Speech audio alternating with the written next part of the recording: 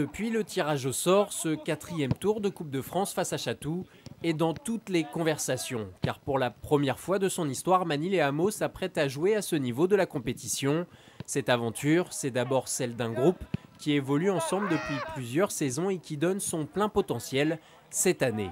La Coupe de France, c'est celle qui passe à la télé avec les pros, quoi. Donc on participe à la même coupe. Donc on a ce rêve depuis tout enfant. Chaque joueur a envie de devenir pro, donc a envie de participer à ce genre de coupe, quoi. Donc là, c'est un peu l'aventure qui se concrétise, même si on a encore un petit tour, mais à notre niveau, c'est déjà fabuleux. C'est une bande de copains que j'ai interceptés par hasard, qui jouaient sur un terrain, et je leur ai proposé de venir jouer dans mon club. Et ils ont accepté, puis ils ont monté d'année en année.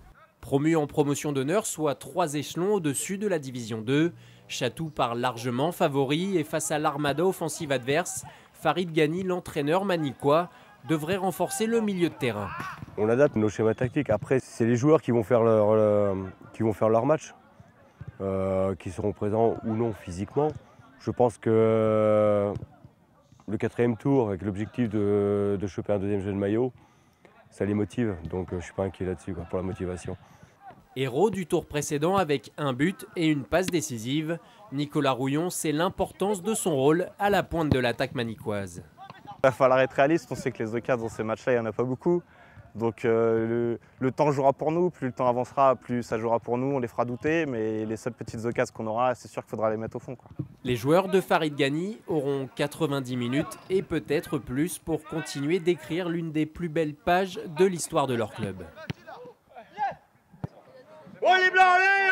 Si dans les premières minutes, les occasions sont plutôt catoviennes, les Manicois font le dos rond et sur un contre bien mené, le stade Jacques Anquetil va exploser. Parfaitement lancé en profondeur, Saïd Zenati se joue de son défenseur avant de tromper le gardien. Au retour des vestiaires, après leur égalisation, l'impact physique des Catoviens fait logiquement la différence. Le bloc manicois est de plus en plus acculé dans sa moitié de terrain, mais fidèles à leur valeur, les joueurs de Farid Ghani s'accrochent et il faut un très grand Thomas Bitoun de 3 sur sa ligne pour conserver le score du match nul jusqu'à la fin du temps réglementaire. Les prolongations donnent alors lieu à une longue phase d'attaque-défense, mais malgré la fatigue, Mani ne rompt pas. Toujours un but partout après 120 minutes de jeu, c'est donc la loterie des pénaltys qui va décider du sort du match. Et à ce jeu, les joueurs saint-quentinois s'inclinent finalement 5 tirs à 4. Le rêve s'arrête, mais l'aventure a été belle. C'est assez dur, beaucoup de déceptions, on ne peut pas avoir de regrets puisque bon, l'équipe s'est battue jusqu'au bout.